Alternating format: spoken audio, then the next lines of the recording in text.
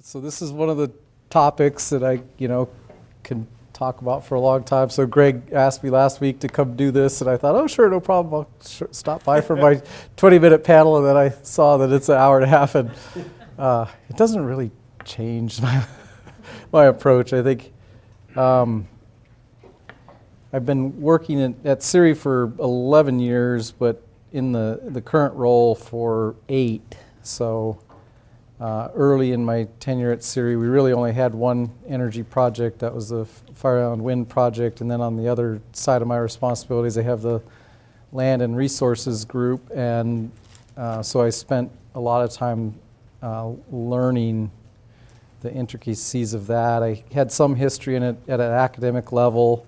I had some history of it from working at Tanana Chiefs Conference in Fairbanks, kind of on the tribal village representation side, and I had some experience in it from my service on the Doyon corporate board, and their role as the governing board for a regional corporation.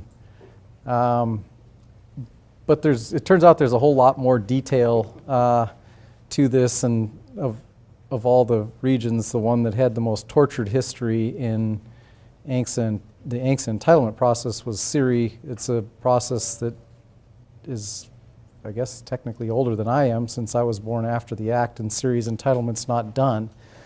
So in all that process, I've spent 8 years really refining my understanding of the practical and mechanical aspects of at least the land portion of ANCSA. So I guess I've got a lot of on-the-job training and some academic background behind it. So it is one of the topic areas that I really enjoy at sort of an academic and philosophical and applied level, all three. So I'm kind of excited to do this. This is kind of a dry run too. I'm teaching a class, a 1-credit class down the road at UAA later this fall semester on ANCSA land. So the topics we're talking about are sort of the backbone condensed version of a 2-day class over there that's coming up next month. So I'm excited about that, and I guess I do want this to be more of a dialogue, not a lecture. I have some slides and some reference excerpts from ANCSA and the Treaty of Cession, a few other things that you may have already seen, but highlighted and directed toward the topic areas. But I did want to start off with some questions and get you guys back into the dialogue that I just saw with Sophie, my boss. And interestingly, the very last thing you touched on is going to be in my last slide. I gave a list of current topics, and the land relationship is actually tied to this demographic change and who the shareholders are and are becoming, and that so. To leap to the last page of the book, the very last topic and last bullet on my last slide is actually that. I think it is one of the more relevant topics, and it ties back because of the nature of the ANCSA Corporation. So, to just throw out the first question and see, what people think. What do you guys think the key distinguishing characteristic of an ANCSA corporation is as opposed to any other for-profit business? Okay, investment in their shareholders. I'll just kind of keep some notes, and here's some other ideas, and then we'll wrap it up after. Shared revenue as in the 7I? Okay.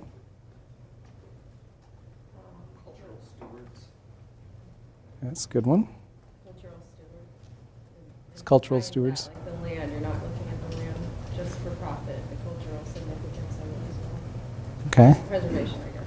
But back to the profit part of the land, it seems like it's sort of a blank check, some extent, or an unknown amount, whether you have resources or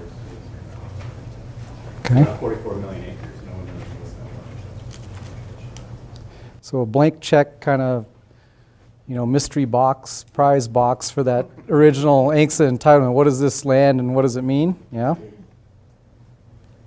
I would say privately owned by native shareholders who got their beginning with the ANCSA. Okay.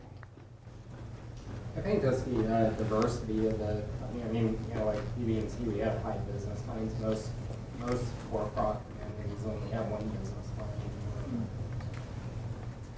So basically the diversity of the investments Diversity in the portfolio of the, yeah, right.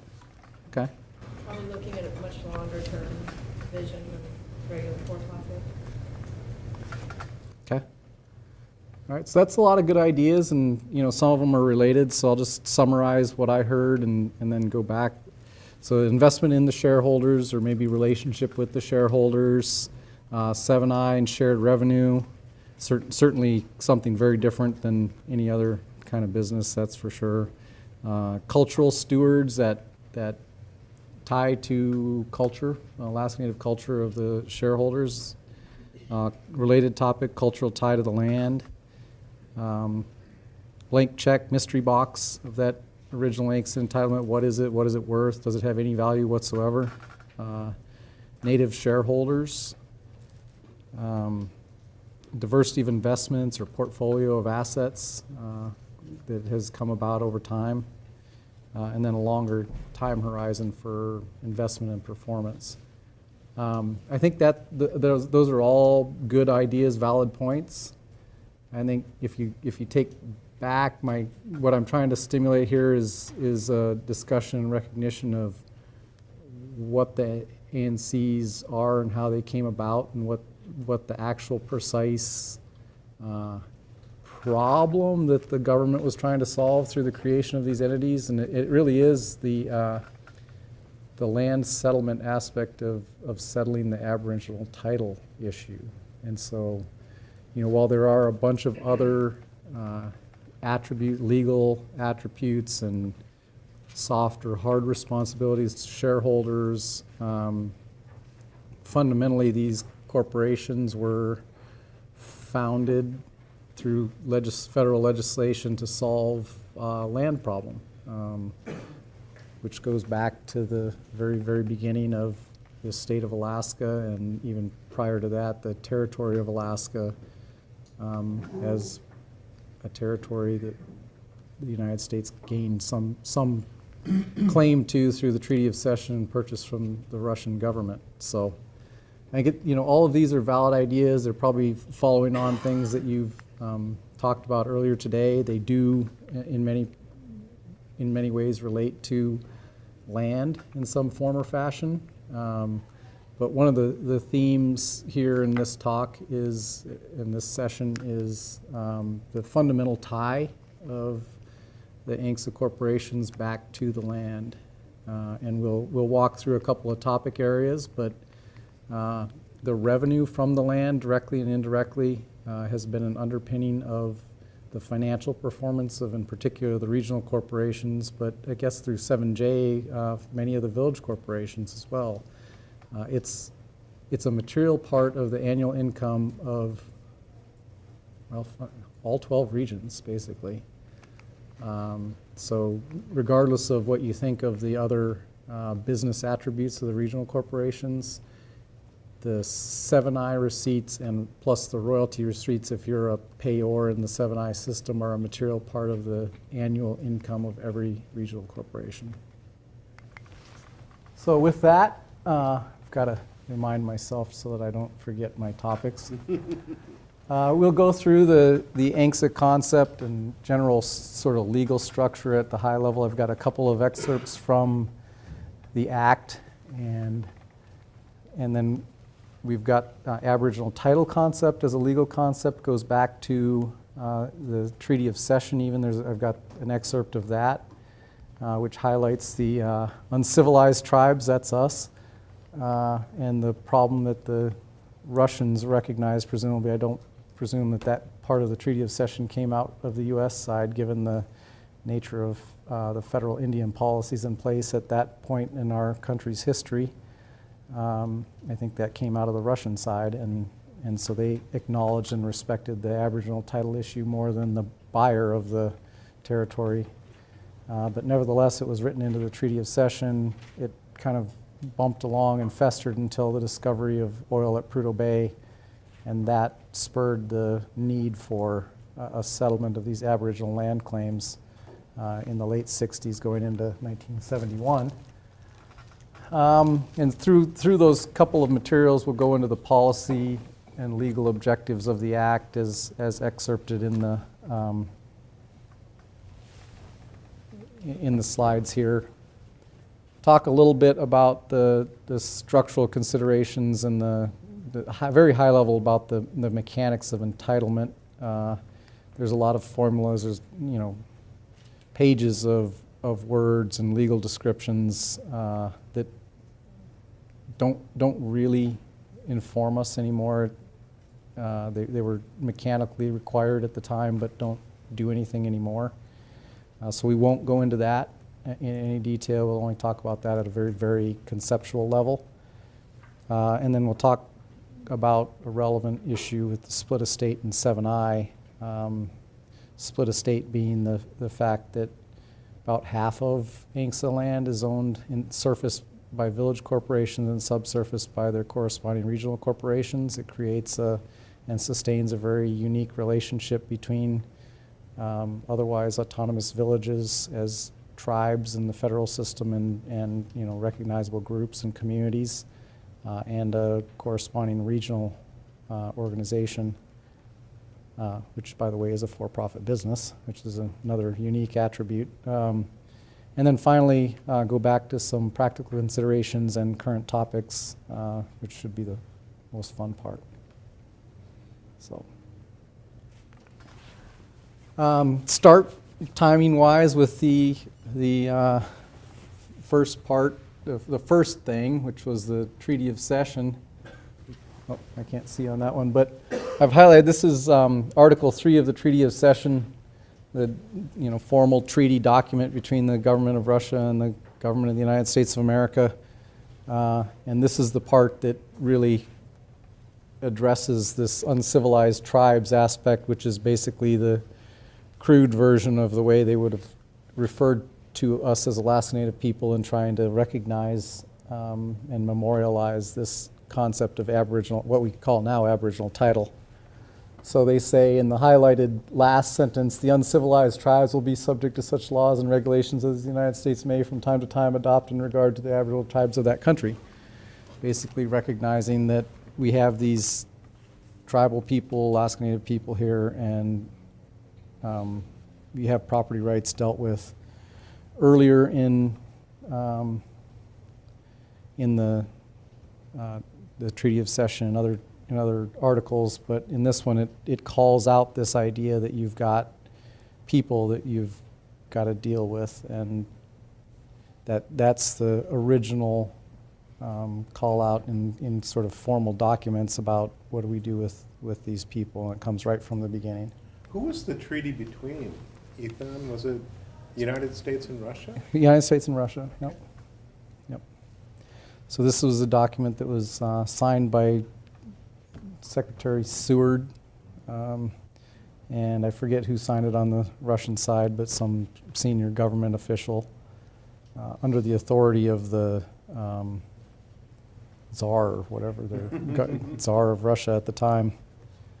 So, there's other particular sections that deal with things that are interesting at this time, because you still have some descendants of original Russian people and Russian Orthodox churches and stuff, particularly in coastal areas, and that was dealt with explicitly in the Treaty of Cession also. So there are these institutions and physical properties that go all the way back to 1867, and Aboriginal title and Alaska Native people is one of them. So we'll move on now to, whoa, this isn't very readable, but this is the non-substantive policy statement from the kind of the preamble of the Alaska Native Claims Settlement Act. So we're jumping forward basically 100 years, a little over 100 years from 104 years from the Treaty of Cession to where now all of a sudden, instead of furs and fish, there's this giant oil discovery on the North Slope, and you've got to go through all this land claimed by Alaska Native tribes, and you've got a bunch of belligerent Athabascans in my part of the world in between your oil reserves and Valdez where you want to ship it out to the rest of the world. So they've got to do something, right? And at that point, it's hard to recognize now, but at that point, the reservation system was such a tremendous failure that nobody wanted to replay that game here in Alaska, and certainly not the Alaska Native leadership at the time, and even the government and all its bureaucratic madness really didn't want to replay the reservation system, because it was, now it's kind of polluted by the notion that gaming tribes and some business success and some of these self-determination policies that came about in the 70s that have taken hold and provided some economic benefit and social stability in some of the reservations. All of that was completely absent in the late 60s, right? Reservations are, full of poor people who are dependent on the government.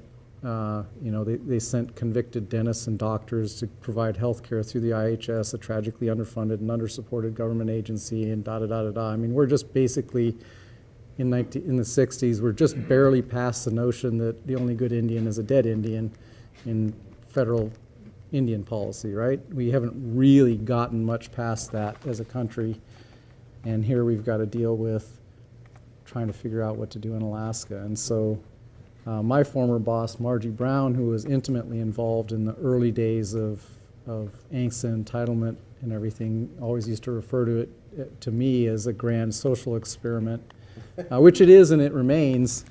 But we're fundamentally trying to solve a land problem, because the compelling issue in front of the government is settling these land issues so that we can permit a pipeline from the North Slope. These are the days of Indian Revolution, really, on the reservations. The American Indian movement, people going to war against the United States on the reservations. Occupation of Alcatraz is in this time frame, right? The AIM guys went to San Francisco and they took over Alcatraz in an armed occupation. This is in the same era as the Pine Ridge uprising, where you had armed occupation of a portion of, the Pine Ridge Reservation.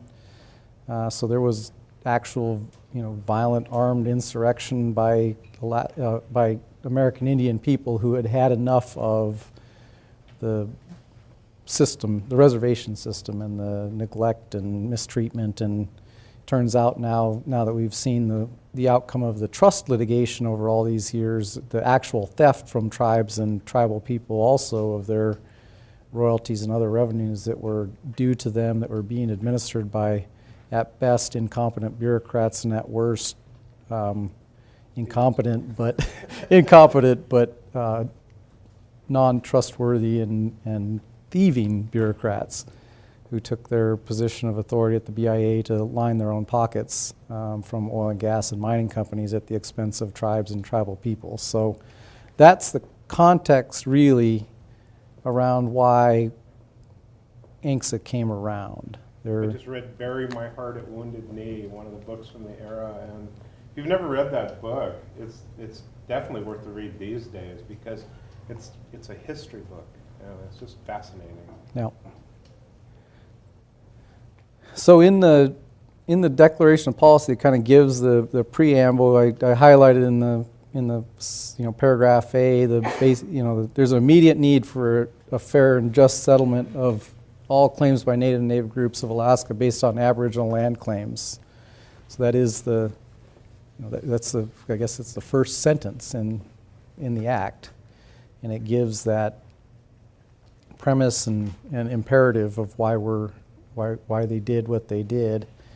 And I think, that's not just the Congress and the government speaking, that's actually what the Native people had, at that point, there were enough, this is post-World War II, Alaska has 400-ish thousand people, so they're starting to see around, especially in the places around the roads and railroads and, population centers, Anchorage, Fairbanks, Juneau. They're starting to see the competition for subsistence resources. They're starting to see the effects of commercial fishing on traditional subsistence runs of fish. They're starting to see the, guides coming in with the outside hunters to, take almost a Wild West approach to big game species. So, into places where there hadn't been a lot of that before, but with the evolution of river boats and airplanes and 400,000 people, all of a sudden, even the most remote villages are seeing some of this. And certainly, as you get closer to the rail, what's now the rail belt, it's noticeable. So there is an actual imperative. I just wanted to tell the class, this is on the third page of the booklet that you were given today, this declaration of policy. Yeah. Oh, great. So you don't have to be able to read the little tiny. Just in case.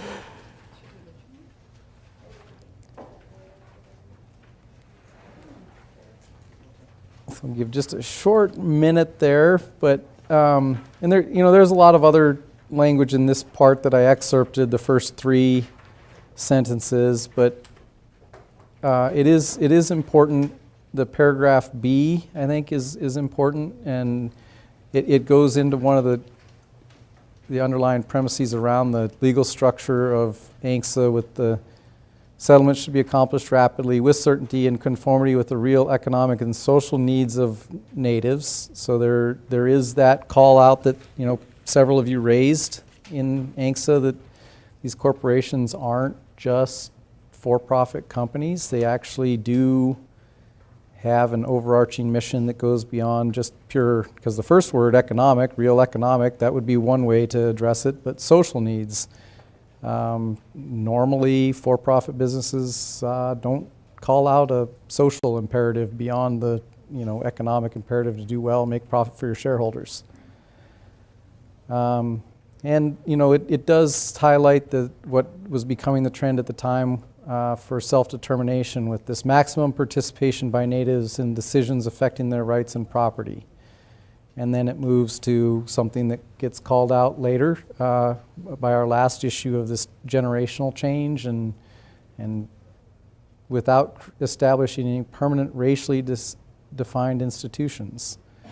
So the notion of the stock being capable of being inherited by people who wouldn't have qualified for enrollment in 1971, which is becoming much more of the reality of the ANCs going forward.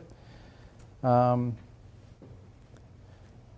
I'm not going to go through a lot of the rest of it, but it has a lot of those same concepts. So this is probably a good point to pause and see if anybody has any thoughts or questions or ideas around these policy objectives, especially after we had a short discussion and ideas about what defines ANCs and makes us different.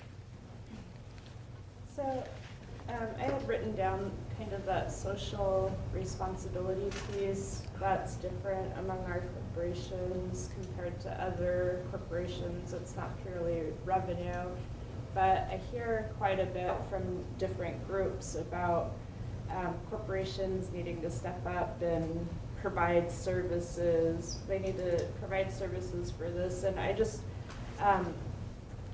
it's interesting to see it written down, the social needs of natives, and maybe we're doing that through our foundations, but I think maybe we could do a better job. But I think that there's a misperception about what is our primary responsibility, because from the outside, everybody expects, well, the corporation should have the responsibility of taking care of all of the people. Sure. Well, that's a very valid point, and it's a somewhat touchy subject, I think, and there's a lot of points of view, and I don't know if any of you ever delve into the comments after the stories on the ADN website, but whenever there's something around a native issue, there's always somebody deep down in there who trolls us with the notion that, those ANCs have so much money, why don't they pay for it? I mean, it goes to the same topic, right? we got all that money. Let's pay for criminal justice. Okay, maybe this is really lawyerly, but whose responsibility is criminal justice? It's the government's responsibility, right? And is an ANC a government? I hope not. So, but it is a valid point because it's called out explicitly in a part of the policy and declaration of policy around the ANCs. I think it's a political reality in the self-governance of our boards elected by our shareholders. I think it's built into the DNA of the ANCs, and the real question goes back to how do you do it and how do you pay for it? Joel? Well, to me, it just seems like there's two dynamics. There's the economic side and the social side. And why not let the people who are experts in the economic side do what they do best on the social side? Funnel money from the economic side to the social side to pay for those services. So I like that idea. You know why I like that idea? It's actually the first lesson in the first class, in the first day of law school that I had. And it turns out it came from what in retrospect was almost certainly my most politically liberal professor. And it was completely off topic because it was civil procedure was the class. First class, first day, first year of law school. Come in, she sets up this big elaborate thing, and the lesson by the end was explicitly, how do you pay for it? Great, that's all great. You guys all have this, you're gung-ho.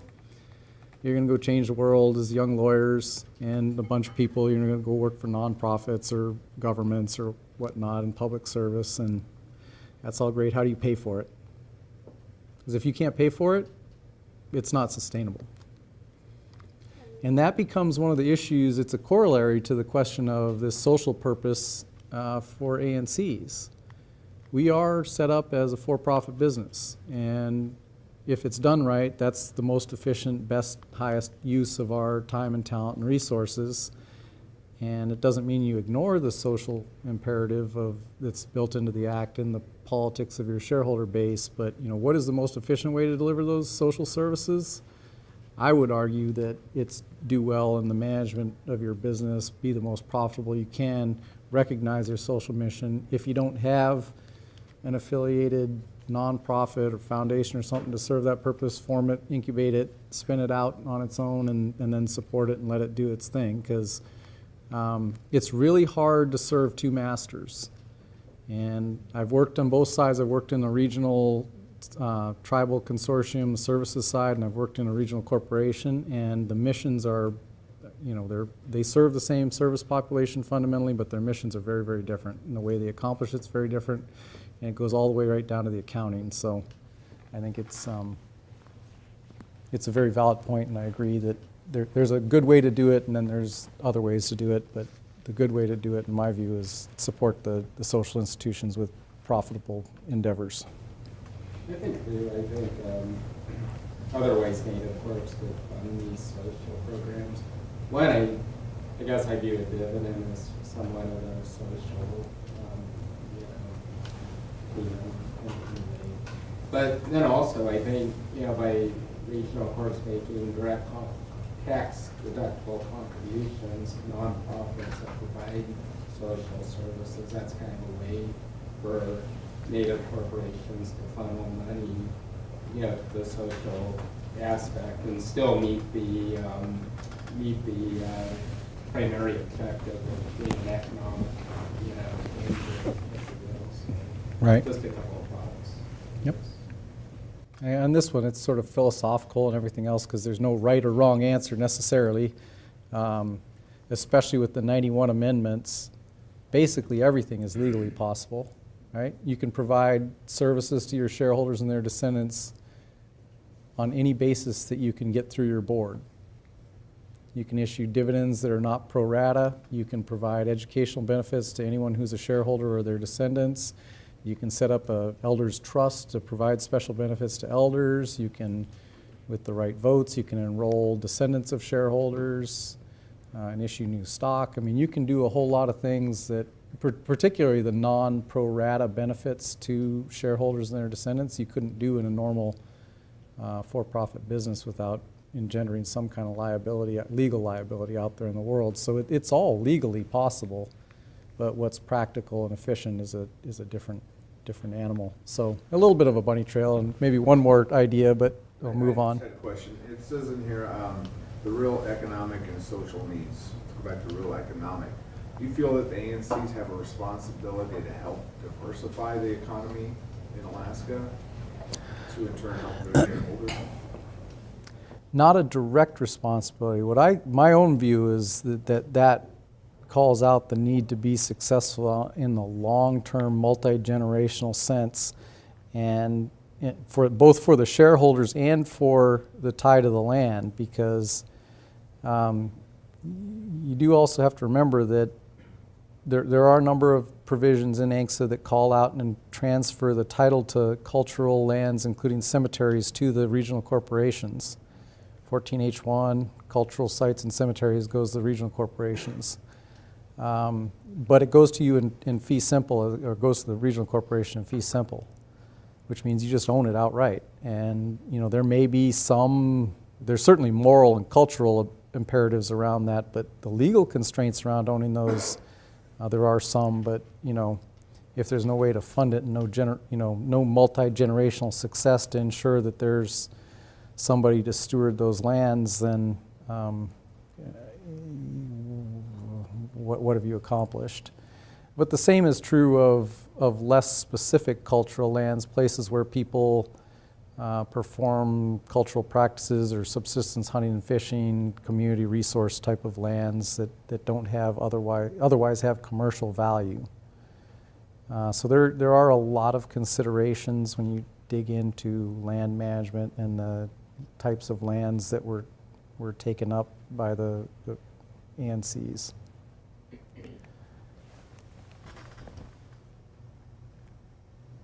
That's still the same one. Did I turn my thing off? I kept, There you go. I was fiddling with something on my remote. I turned the power off. So we'll move on to the next section, which is a follow-on to the Aboriginal title. So this is this section where basically the Act extinguishes claims. So this is you get the land later in the Act, but this is the predecessor, which is, from the government's perspective, land claims are over. So don't come back and say, well, what about this, what about that? We're Alaskan natives, we lived here forever. This section 1603 of the Act, from the government side, that's that. They're washing their hands of any responsibility to deal with Aboriginal land claims from that point. Now, there was litigation as recently as the late 90s around some of these aspects, but fundamentally, given the plenary authority of Congress to deal with Native issues, Indian issues in the United States and under our recognized legal system, this is it right here. This is the end of Aboriginal land claims on the land and including in the water. So submerged lands, offshore, all of that, it's gone.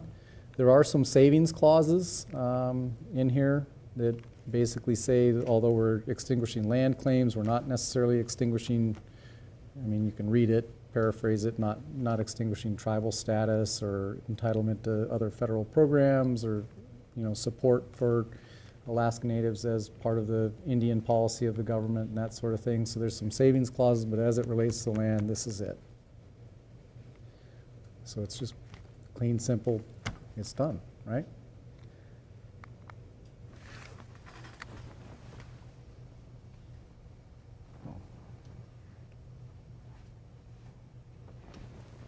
So that came out a little bit blurry, but just to highlight, where in these 12 regions, the 44 million acres got split up between these 12. Arctic Slope, Nanadoyan, Bering Straits, Chilista, Bristol Bay, Aleut, Koniag, Chugach, CIRI, Ahtna, and Sealaska.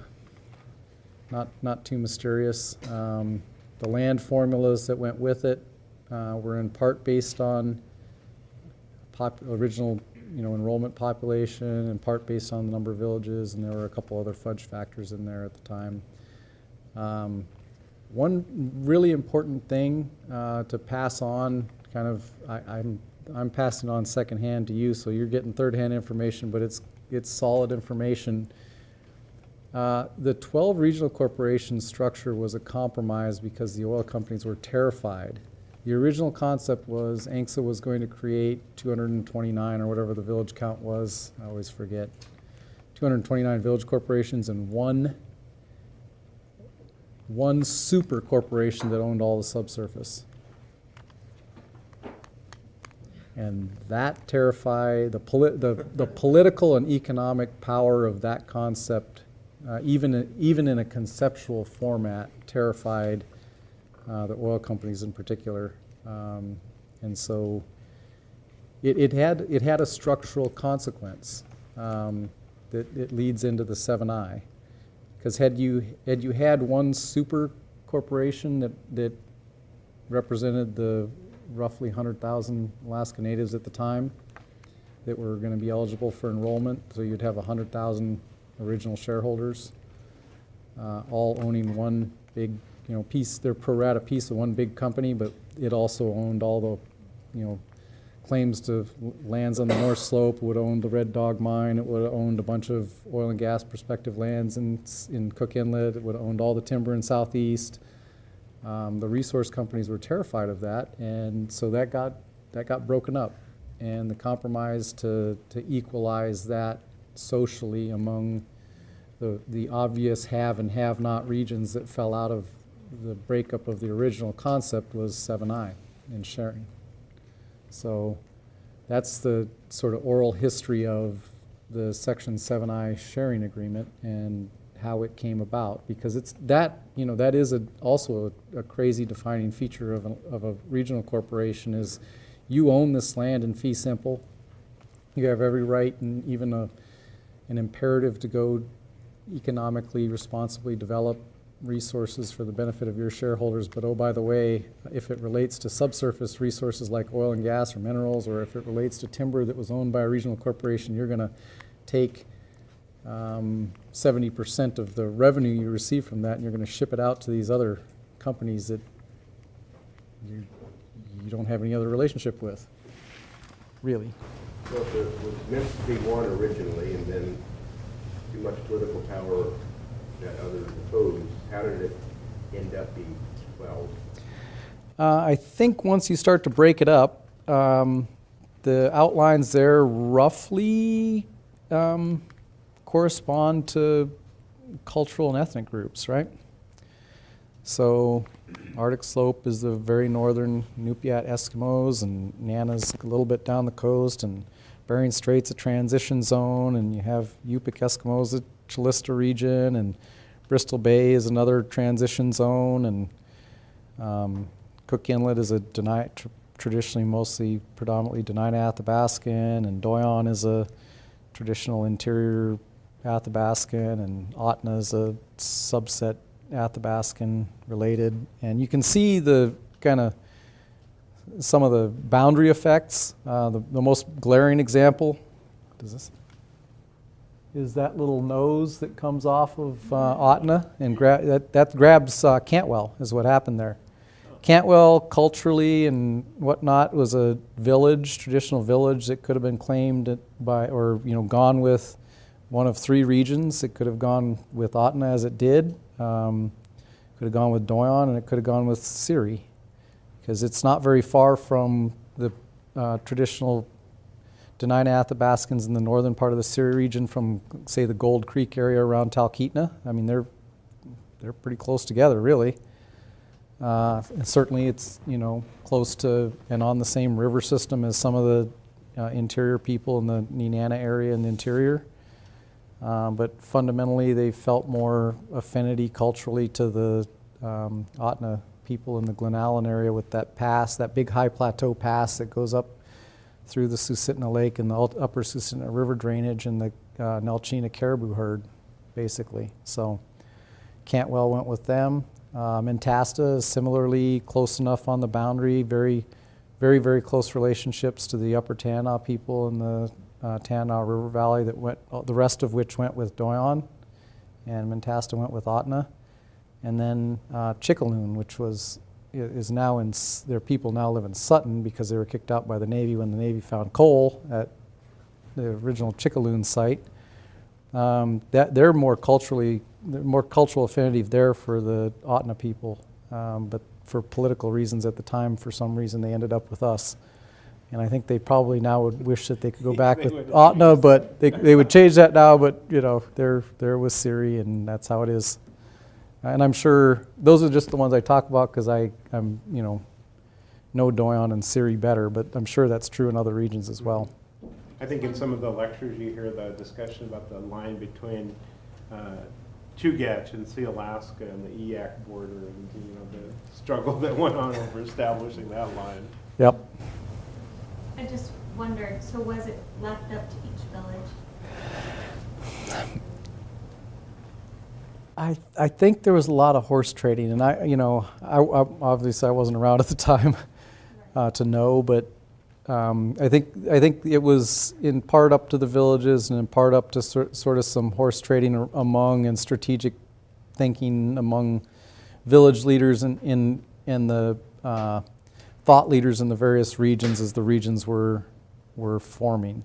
Now, one of the other things that goes with this map is there were sort of tribal consortium nonprofit type predecessors to all of these 12 that already existed, and that was another practical reason that you end up with these boundaries and sort of the composition that you get.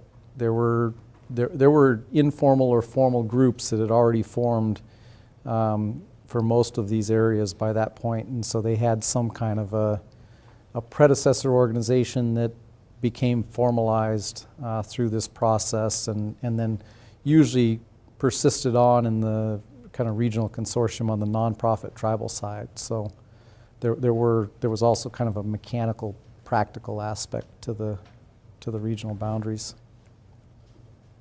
Any other thoughts or questions? Yeah. Ethan, it'd be nice to have another map that actually shows the conveyed lands.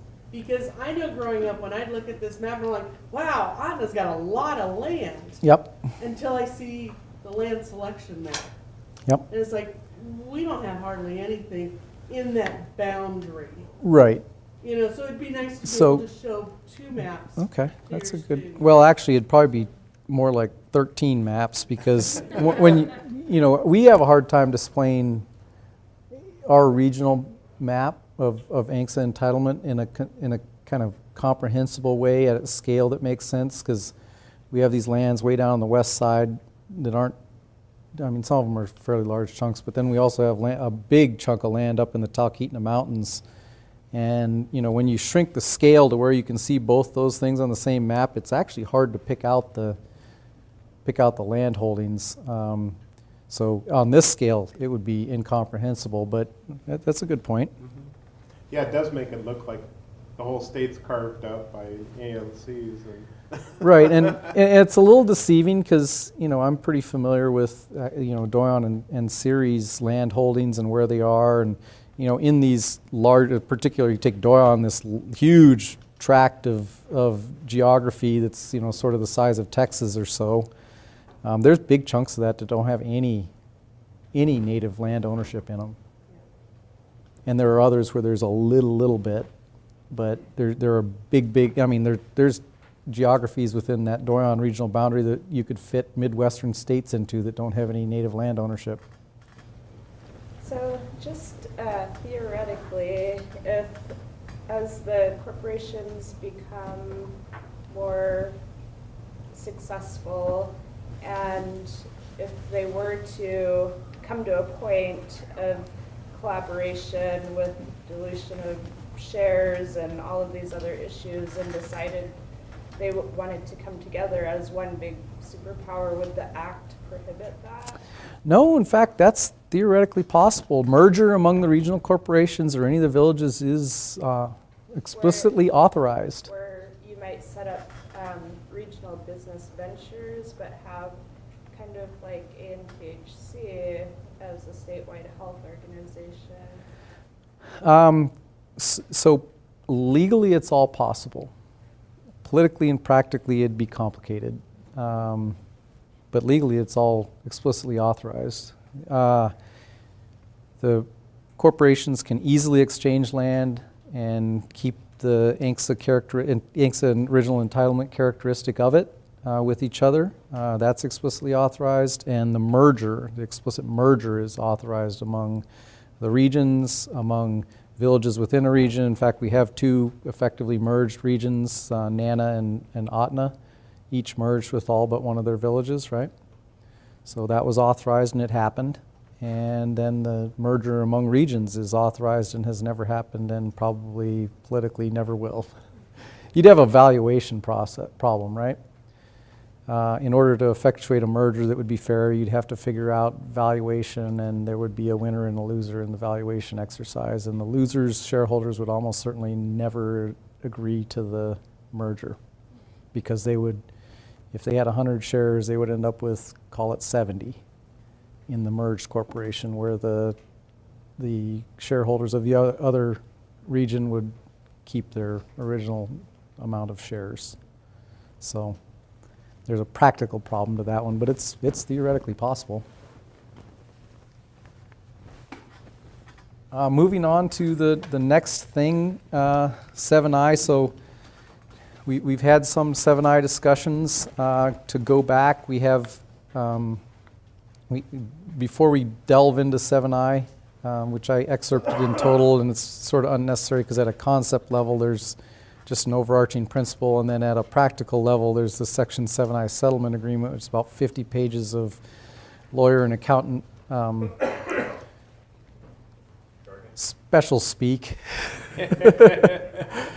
that really governs the day-to-day effects of the Section 7I application. But we talked about the compromise and the original kind of genesis of Section 7I. It goes back to the subsurface is owned by the regions, regardless of who owns the surface. And then for about half of the ANCSA entitlement land, the village, some village corporation owns the surface, or owned if they've sold it. So there is a split estate. It's a very unique attribute. It creates, it's not a topic for discussion here today, but it creates a lot of practical consequences to this day. The regions in what's it, there's also a legal difference in ANCSA land from normal real estate property law. In many places, like sand and gravel and some of the other stuff that's near surface but technically subsurface, below the ground resources belong to the surface owner. In many states, natural gas storage and other underground activities belong to the surface owner. In some places, groundwater belongs to the surface owner. And in Alaska, those things are different, especially on ANCSA land. So here, the surface, basically everything, the surface is almost theoretically non-existent. It's everything above the ground, but the minute you take a shovel to it, it's owned by the region, including sand and gravel. And that creates a tension, because for things like sand and gravel, commercial extraction, the practical burdens of sand and gravel operations are borne by the surface owner, but they get no compensation for it, potentially. So that's been a tension between village corporations and regions, and every region has handled it differently, but basically during my tenure at CIRI, the make peace with the village corporations approach has been that now we split royalties and other revenues from sand and gravel 50-50 with our villages. And they're happy, and so we have peace in the valley on sand and gravel. But it does create tension, because the other one that is a current topic that is getting more interesting is some of the conservation easements and other sales of ecological attributes of surface land. And if the village sells a conservation easement over the top of your subsurface, well, effectively they can't practically get much value out of that because nobody's going to buy one unless the resource value has been tied up or eliminated in some way. Because legally the subsurface is the dominant estate. So, for a quick discussion purpose, the point here is that the split estate is a very unique attribute, and in fact, it's a unique thing in the state of Alaska because most states' mineral rights went with the fee simple land estate. So, like a farmer in North Dakota will own the oil and gas rights in the Bakken, and so if you're an oil and gas developer in the Bakken oil field in North Dakota, you go lease from the farmer that farms the land on the surface. And here in Alaska, the three primary resource owners are the federal government, the state government, and the Alaska Native Regional Corporations. So it's a very different legal regime we have here around subsurface resources. And I'm happy to talk about that as a concept or anything before we move on, but that is a different thing. Did those concepts exist before ANCSA, Ethan? It seems like ANCSA really did have a fundamental effect in changing the view of property law in Alaska.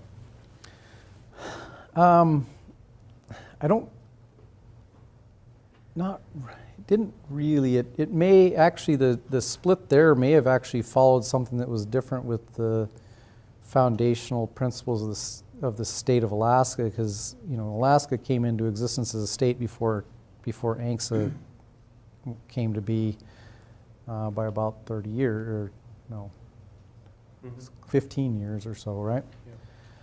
And that split of who owns the mineral estate in Alaska was a choice that was made in the Alaska Constitution. Because the federal government doesn't care. They just give the whole estate of whatever the acreage is over to the state government by patent, and then the state figures out what to do with it from there. Mm-hmm. And in Alaska, the state reserved for itself the mineral estate, the subsurface. Okay. And presumably that was deemed to be a good idea as ANCSA was being negotiated. And then that same concept found its way into ANCSA. I'm not sure if they're historically related, that the drafters of ANCSA looked at that and said, yeah, that's a great idea, or if it came from some other source. Yeah. Yep.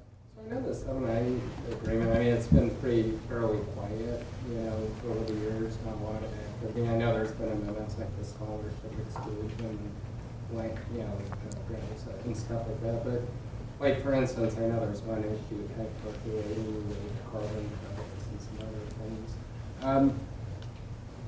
The extent that the regional corps can disagree, I think the rules are to go to arbitration, or is that how it typically works? Because I think the idea behind 7I is the agreement is that it would basically dissolve litigation. Yeah. So I'll answer it and then we'll jump back to 7I concept more specifically. But the 7I agreement came about in the early 80s, and at that point the regional corporations they were about 10 years old. They sort of lived their first decade of existence, and it was an existence that benefited CPAs and lawyers, because for the first 10 years, on the resource front, all they did was fight with each other about these very simple words of the Section 7I. And what did it mean, and how did it work? And it has no structure to 7I. And that's one of the reasons I cut it out. Some of this language is actually comes out of the later amendments to the Act, because the operative, I'll just read the operative language. Except as provided by subparagraph B, 70% of all revenues received by each regional corporation from the timber resources in the subsurface estate patented to it pursuant to this chapter shall be divided annually by the regional corporation among all 12 regional corporations, da da da da da da. You take 70% of your revenues received and you pass them out to the others. That's all it said, right? And then it goes into the formula of how you get it, which is pro rata based on the original shareholder head count.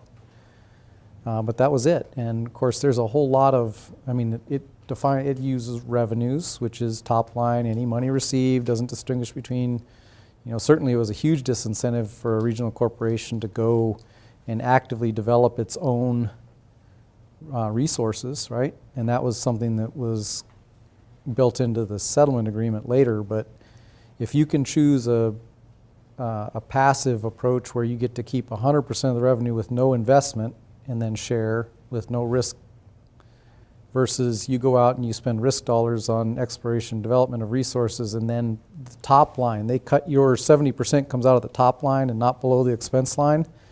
That's a pretty much, I mean, it's such a high hurdle to the risk reward calculus that basically there's no reward to do anything active with regard to your own resources. So that was built into the act. But the Section 7I was a highly controversial provision that basically created a decade of litigation, and then was settled in the settlement agreement. And I didn't try to excerpt that or go into it because you could actually talk about the structural, legal, and practical aspects of the Section 7I settlement agreement for about 2 days and hit new topics.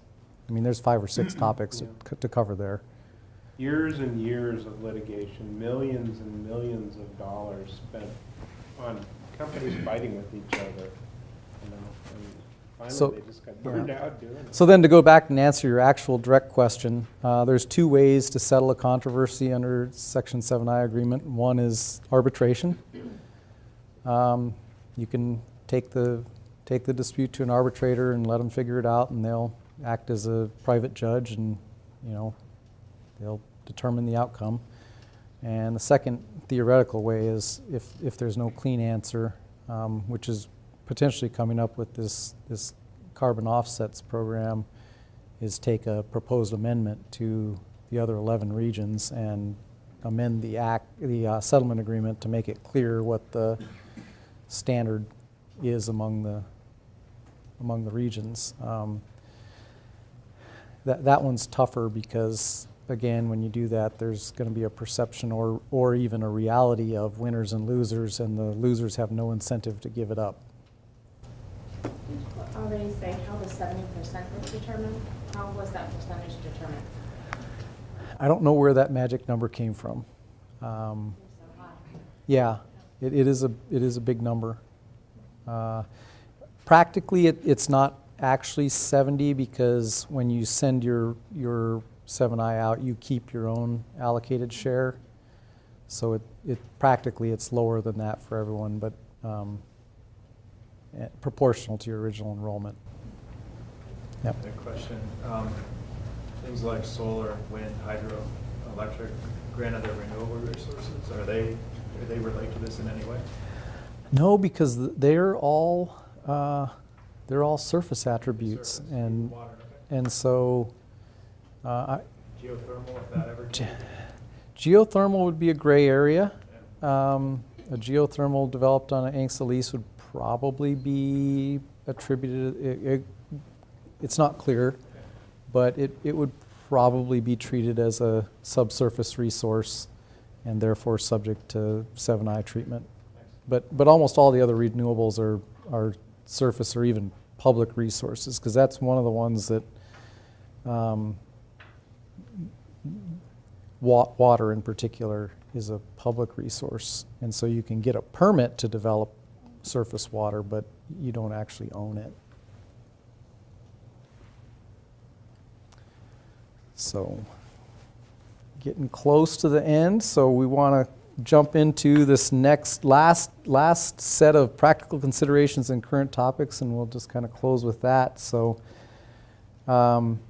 descendants and next generation is one of them, and it, in my view, it definitely relates to land-specific issues. Land into trust is a hot topic in Alaska right now, and it's live, and it has it brings in the regional corporations and the village corporations, and in kind of that big tent with the tribes. Extra-jurisdictional regulation by adjacent federal conservation units is a live thing that just went to the Supreme Court and was determined last year in the Sturgeon case. Did I not flip? There we go. Minor details. Sorry. So descendants, next generation, land into trust, extraterritorial jurisdiction. Basically, that one is, as land managers, the regional corporations in particular, but not exclusively, some of the villages have substantial land holdings adjacent to or even within federal conservation unit exterior boundaries. So basically national parks, national wildlife refuges, national monuments, the way they're behaving, national forests, and even at some level the BLM with their areas of special environmental concern.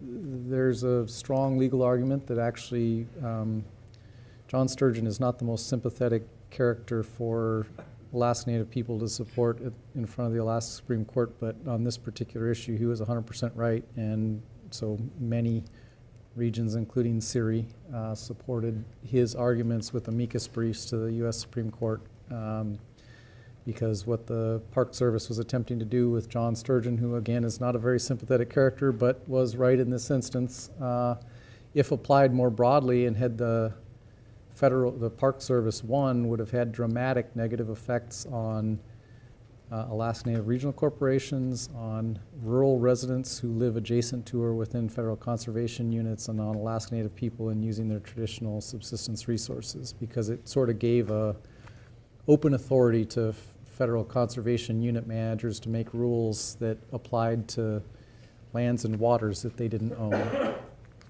And that's a live issue, and it's something that as land manager we deal with all the time with the conservation unit managers, and more honestly with the BLM. I'm hearing a lot more about tribal conservation districts. Yep. And so does that relate to the federal conservation units? No, not really. So the Tribal Conservation District program, I know a little bit about it. It's a resource management program. It's got some support, financial and structural support through BIA and the Federal Department of Agriculture and some other programs with grant available monies, and they're intended to support and enhance certain ecological attributes, fish and game populations, invasive species, things like that. And it comes with some money, but it doesn't really come with a lot of jurisdictional authority. And so they can be quite effective in doing certain limited things, and there are some successful programs in that. But the issue here is really jurisdictional and extra-jurisdictional reach by, or overreach by federal land managers, where the tribal managers have kind of moral authority, but ultimately are mostly exercising a federal grant making opportunity to run a program. So, and like I said, Tyonek has one, and I view it well. I respect it, and they've done good work with it. So they can be positive things. Yeah, I was just unsure if there was any kind of jurisdictional type thing attached to those. Yeah, or if it was- no, not really. Multi-generational stability and sustainability. So this goes back to something we talked about, early in our conversation here, that if these ANCs have received fee title to lands that have cultural significance, including cemeteries and also, subsistence surface lands and whatnot, and the only way you can effectively manage and protect those lands is by being sustainable into, many generations into the future, and then finally maintaining that tie to the land base. So we've seen that really relates in my mind to the notion that there's a human migration from many but not all of the traditional villages into regional hubs in some places, and then Anchorage and the Matsu Valley more specifically at the state level, and then even out of Alaska. And if the the ownership of the shares of the ANCSA corporations doesn't necessarily track who lives in the village, and you can, quickly end up with a majority of your shareholders outside of your traditional communities, but owning the land that is adjacent to and around the traditional community where your cousins might live, but you don't live anymore. And I think that's a real issue. Over time, that one will evolve, and you'll have people more and more removed from their traditional communities, but still, through their share ownership, owning and controlling lands that are important to that traditional community, from their ancestors. So those are the issues, and I'd love to hear if I missed any obvious ones or thoughts about any of those current topics that anyone might have or questions. Yeah. Can you go over amicus briefs and who might have joined the Sturgeon case? Because with what he was fighting, I'm not sure he would have won without any ANC fight. So. That's probably true. So an amicus brief means, it's Latin, that means friend of the court. And basically that's where a non-party who has substantial interest in the outcome of the issues petitions and gets permission, then writes a brief to the court to highlight that issue that's specific to them and advocate the outcome one way or another. So many U.S. Supreme Court cases have, probably all at this point, have amicus briefs from someone or some entity or, nonprofit or government agency, state government or tribal group. And in this case,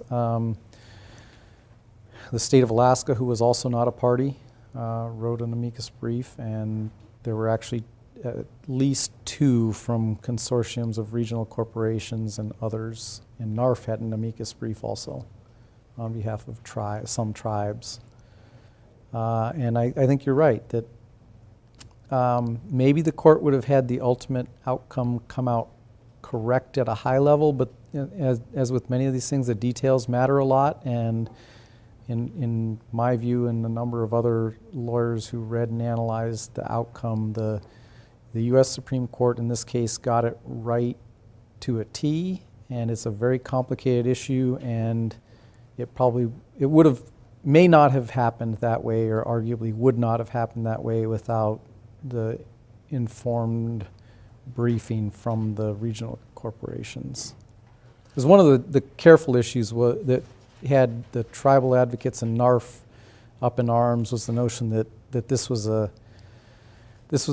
Trojan horse to overturn the Katie John decision on subsistence, and it was not. And in fact, those legal issues were not live, and the antagonist in the Katie John litigation was the state of Alaska, and the state of Alaska explicitly disclaimed that issue and did not raise it, and was not trying to relitigate that issue, and was accepting it as settled law. So, but there were a lot of little things around the margins that could have gone wrong with Sturgeon if it had not been briefed properly. Yeah, if you listen to the oral arguments compared to the decision, it seems like there were 2 different bodies of people, so they had to educate themselves. Well, and this is the secret of high-level appellate courts. There is 2 bodies of people. There's the justices who sit up there in the black robes, and there are their law clerks who do all the work. And the law clerks, in some cases, particularly at oral argument, know more than the justices who are sitting there on the bench, because they've spent all the time and done all the analysis.